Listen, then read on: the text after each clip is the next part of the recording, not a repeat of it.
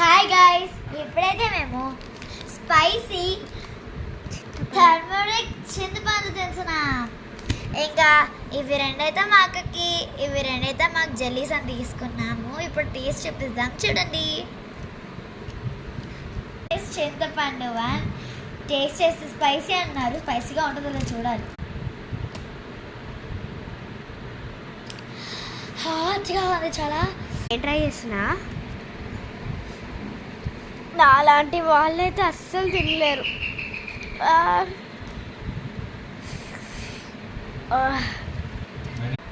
So ఇప్పుడు మనమైతే దీన్ని ఓపెన్ చేయబోతున్నాం. సో ఇది అయితే గ్రేప్స్ ఫ్లేవర్.